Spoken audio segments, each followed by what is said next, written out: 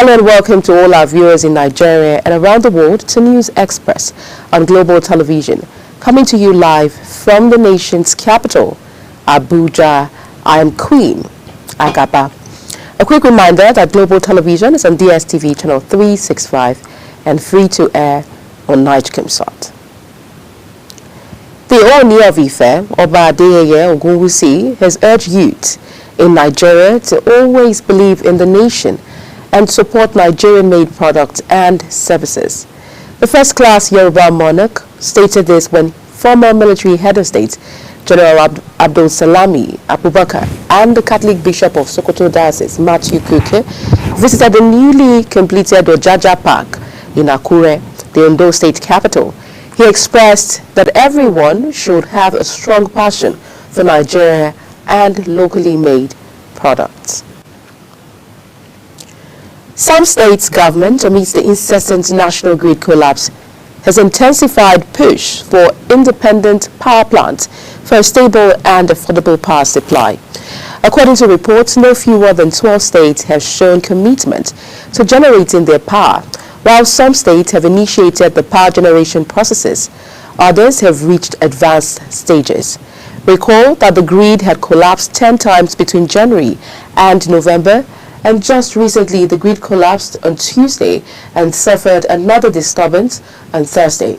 These persistent collapses and high tariffs have spurred the state government to consider independent power generation as the new Electricity Act signed into law in June 2023 gives states the power to generate, transmit and distribute electricity within their jurisdiction. The federal government, through the Ministry of Water Resources, has allocated approximately 4.4 billion naira to revive 3 abandoned dam projects across the country. This is in a bid to mitigate flooding and boost hydropower generation. The 3 dam projects are the Fari-Ruwa Multipurpose Dam in Nasarawa State, the Ogbese Multipurpose Dam in Ekiti State, and the Mangu Dam in Plateau State. The Nasarawa state government initiated the Fari-Ruwa Dam project in 2003 to generate 20 megawatts of electricity and stimulate socio-economic development in the northern region, but was abandoned for nearly 2 decades due to funding constraints. However, in May 2024, the current Minister of Water Resources and Sanitation, Professor Joseph Usev, stated that the government had included the dam project in the 2024 budget and construction is ongoing. As part of measures to cushion the effect of hardship on the citizenry, the federal government has been urged to declare war on food insecurity.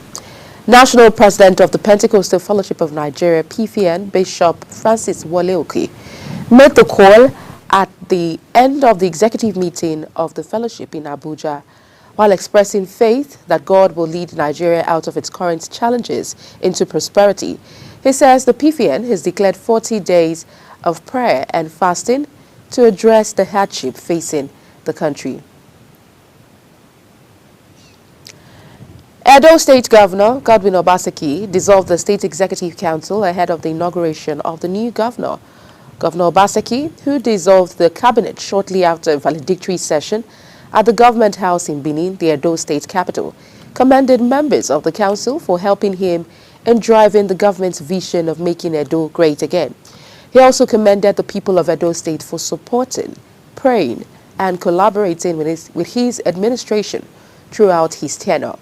Obaseki was sworn in on November 12, 2016, and is due to hand over to Monday Okpebolo, the candidate of the All Progressives Congress, who defeated the candidate of the People's Democratic Party, Asue Ighodalo, in the 21st September 2024 governorship election. 18 Nigerian political parties have signed a peace accord in Ondo State, southwest Nigeria, pledging to promote a peaceful gubernatorial election and accept the results of the upcoming polls, provided they are deemed free and fair. Chairman of the National Peace Committee and former head of state General Abdulsalam Abubakar, retired, urged candidates and parties to uphold democratic tenets and reject vote trading. Sharon Ajay now reports. Chairman of the National Peace Committee, former head of state, General Abdulsalam Abubakar, emphasized the importance of maintaining the prevailing peaceful atmosphere in the country. He therefore urged all politicians who signed the peace accord to fully commit themselves and their parties to the letter and spirit of the accord. He urged them to shun violence and intimidation, noting that politicians must demonstrate the spirit of sportsmanship, as that is a key trait of good leadership. Urge the party leaders and candidates to accept the outcome of the elections as long as it is adjudged to be free, fair, and creditable.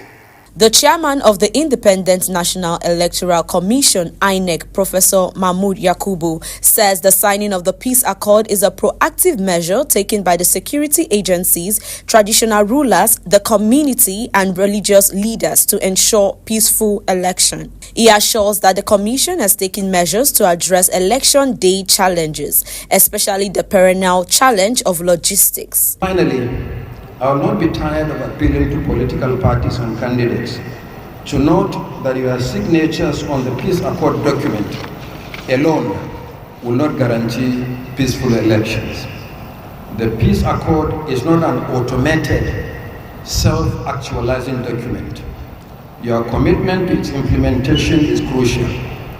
Therefore, as you sign the peace accord, you should commit yourselves to its implementation. The Inspector General of Police, Kayode Egbetokun, who was represented by Deputy Inspector General of Police in charge of the Southwest Region, Sylvester Alabi, assures the readiness of the police force for the elections, saying the force will deploy over 36,000 officers to secure all the 18 local government areas. This will be complemented by other security agencies, the armed forces, the intelligence security agencies, and other supporting forces. A total of 8,500 personnel from the Nigerian Customs Service, Nigeria Correctional Service, Nigeria Immigration Service, Nigeria Security and Civil Defense Corps. Speaking on behalf of the 18 governorship aspirants, Governor Lucky Ayedatiwa urged the stakeholders to stay on the tenets of the peace accord agreement. He further urged governorship aspirants to abide by the rule of the peace accord on the outcome of the election. Election will come and go, Ondo State will remain. It will not just remain, but it will remain peaceful during and after the election. Because I know before the election we are already peaceful. And that can only be if we all accept the outcome of the election, which on my honor, I promise, and on behalf of all the candidates, that we will abide by the outcome of the election. The peace accord is a crucial step towards ensuring a peaceful electoral process in Nigeria, building on previous successes in reducing election violence. The high point of the event was the signing of the peace accord agreement by the 18 political governorship aspirants. Sharon Ajay reporting for Global TV News. The Independent National Electoral Commission, INEC, has called on political parties and their candidates in Ondo State to conduct themselves with the highest level of decorum and responsibility during and after the gubernatorial election. Kikia Lomo-Okere reports that the Commission's chairman, Professor Mahmood Yakubu, made the call at the Ondo State governorship election stakeholders meeting in Akure.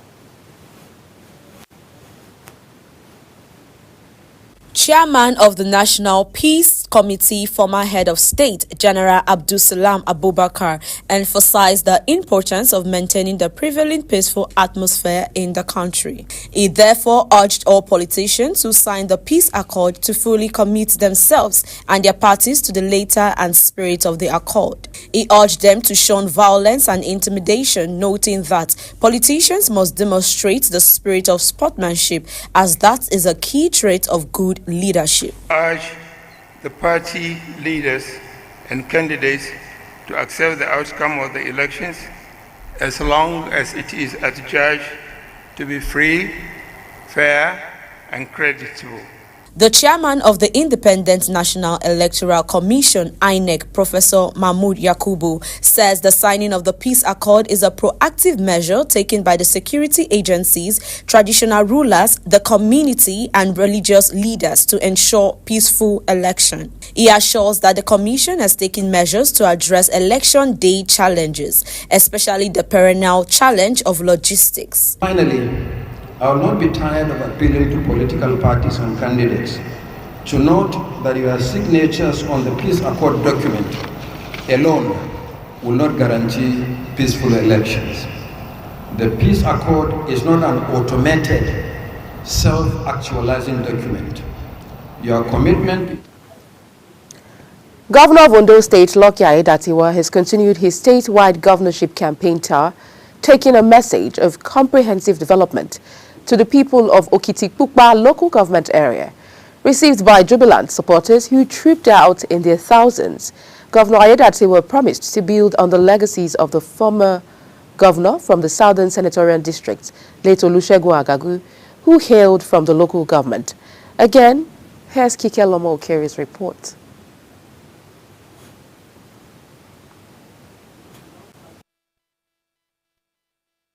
Report in our subsequent bulletin.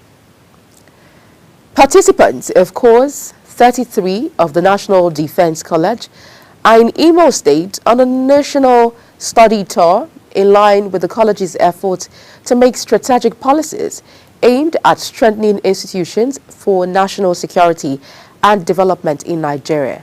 5 selected states in the country are being understudied by the participants who are drawn from various sectors of Nigeria and friendly countries. Imo State correspondent Rachi Ibe completes the story. Major General Buba began the briefing by leading members of the press in a minute silence in honor to the departed Chief of Army Staff, Lieutenant General Taoreed Lagbaja. He explained that Defense Headquarters has declared 9 persons wanted for terrorism, violent extremism against the state in the northeast. The director confirmed the names and pictures of people declared wanted in a banner made available to newsmen in Abuja. The wanted terrorist includes Abu Khadija, Abdurrahman, Dandi Gumba, Musa Waha, and Usman Kani Shehu. Others are Abu Yusuf, Ibrahim Suyika, Basulu, and Idris Tanklaksi. This sect is known as Lakurawa.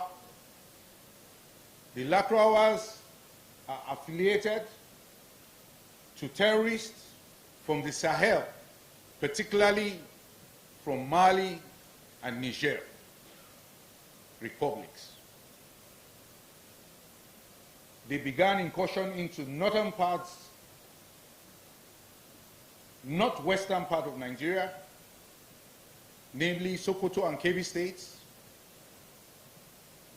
And like I mentioned, they came in from Niger and the Mali axis.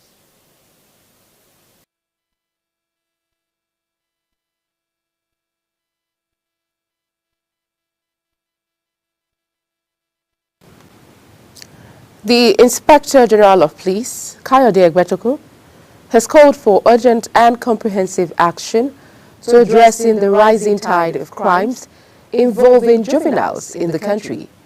Egbetokun, speaking at the inauguration of the Steering Committee on the Implementation and Execution of the Annual IG Conference on Juvenile Crime Prevention and Control Project in Abuja, says efforts must be made to address the root cause of the problem, which he noted stemmed from the family. Represented by Assistant General of Police in charge of the Force Criminal Investigation Department, Mohammed Dankwara, Egbetokun says their involvement in criminal activities has devastated communities across the nation. The Armed Forces of Nigeria has reaffirmed their commitment to the fight against terrorism, despite the tragic loss of the Chief of Army Staff, Lieutenant General Taoreed Lagbaja. Director of Defense Media Operations, Major General Edward Buba, made the assertion during the bi-weekly briefing military on operations across all theaters. He explained that the tragic loss would not deter the military from its mission of containing terrorist threats and ensuring national security. Sharon Ajay has details.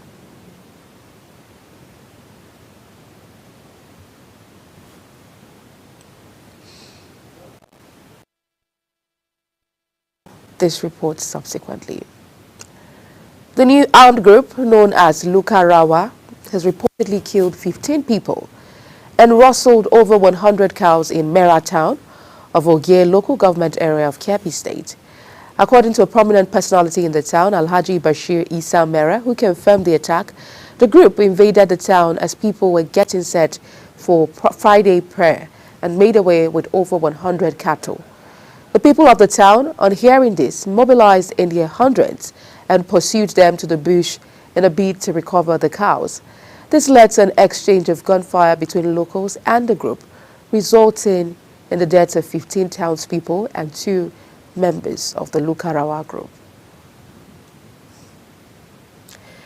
Rivers State government, worried by the incessant building collapse in the state and the danger it poses to the lives of the people, has resolved to set up a task force to check the menace. The State Commissioner for Physical Planning and Urban Development, Honorable Evans Bibi, disclosed this during the on-the-spot inspection of another collapsed 3-story building under construction in the GRA area, Port Harcourt. This is coming barely 4 days after a similar incident occurred in Ogboro community of Obio Akbo local government area, which claimed 1 life and severely injured 2 persons. Although no life was lost in the latest building collapse, the commissioner says the task force would monitor all development sites in the state to ensure that developers strictly comply with the building laws and regulations of the state to prevent further building collapse. He also warned to get tougher penalties against defaulters of the physical planning development law of the state. In business, the Nigerian Communications Commission, NCC, has announced plans to introduce reforms aimed at enhancing tariff transparency in the telecommunications industry. The Executive Vice Chairman and CEO of the NCC, Dr. Aminu Maida, disclosed this while speaking at the 93rd Telecoms Consumer Parliament in Abuja. According to him, these changes, set to roll out in the coming month, will require telecom operators to provide consumer with clear, easily accessible tables outlining tariff plans, billing rates, and the terms and conditions associated with their services. He further stated that the initiative is part of the Commission's ongoing efforts to address consumer concerns over data usage and billing complexities, which have been prevalent in the industry. You're watching the Global News Express on Global Television, coming to you live from Nigeria's capital, Abuja. When News Express returns, there'll be other stories in foreign and sports. Please stay with us. We'll be right back.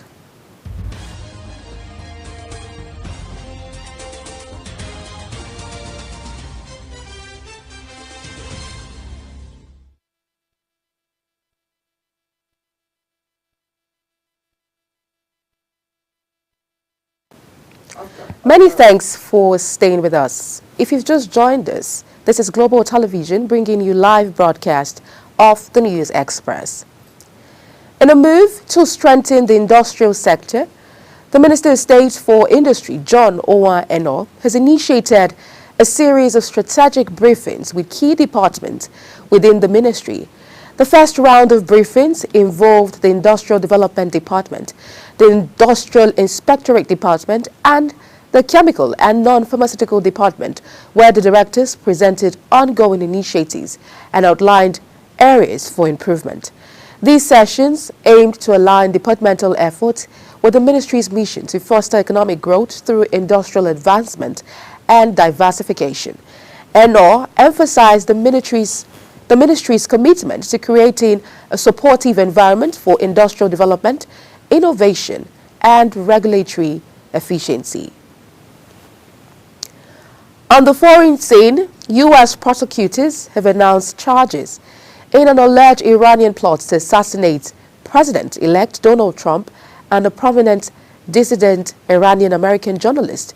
The Justice Department say in a statement that the failed assassination of Trump was allegedly directed by Iran's Islamic Revolutionary Guard Corps, IRGC, to avenge the death of Iranian General Qasem Soleimani, who was killed in 2020 in a U.S. strike ordered by then-President Trump. The 51-year-old Fahad Shakeri, an Afghan national who is believed to be in Iran, was tasked by the IRGC with providing a plan to kill Trump.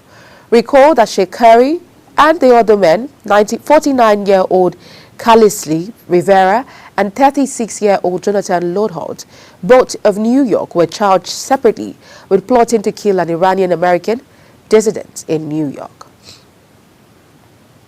Meanwhile, after U.S. prosecutors announced charges over the alleged plot by Tehran to assassinate President-elect Donald Trump, Iran's foreign ministry has described as totally unfounded U.S. accusations. The foreign ministry spokesman Ismail Baghei, in a statement, rejected allegations that Iran is implicated in an assassination attempt targeting former or current American officials. Senior U.S. officials reportedly said Washington will no longer accept the presence of Hamas representatives in Qatar, accusing the Palestinian group of rejecting the latest proposals to achieve a Gaza ceasefire and a hostage deal. In anonymous briefings to the Reuters news agency, the officials say the Qatari government had agreed to tell Hamas to close its political office 10 days ago. Hamas has had a political base in Doha since 2012, reportedly at the request of the Obama administration to allow communication with the group. The reports have been denied to the BBC by Hamas officials, and Qatar is yet to make a comment. Well, in sports now, Dutch coach Arne Slot has said that he is not shocked by a stunning start to life in charge of Liverpool, as the Reds have stormed to the top of the Premier League and Champions League.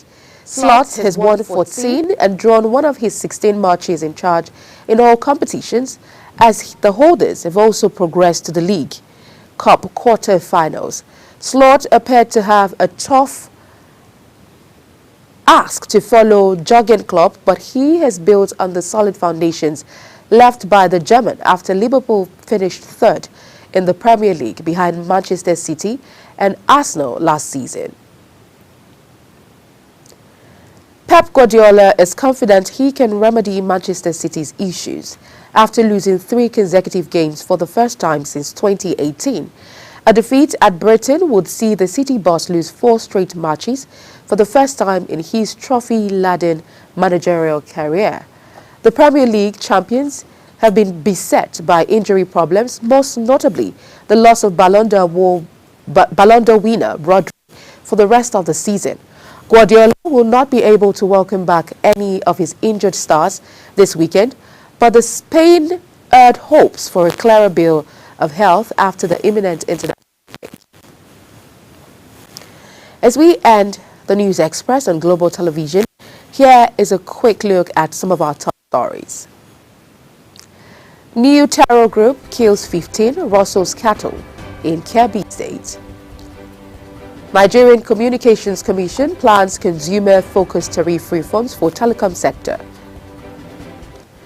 On the foreign scene, Israeli Prime Minister Benjamin Netanyahu appoints new ambassador to United States. And finally, in sports, we told you Pep Guardiola confident he will solve Manchester City's poor form. That's it on the News Express, and it came to you live from the nation's capital, Abuja. A quick reminder that Global Television is on DSTV channel 365, on StarTimes channel 276, and free to air on Nightcomsat. Kindly follow us across all social media platforms using @GlobalTVNG and other handles now showing on your screen. I'm Queen Agaba. Thank you for watching.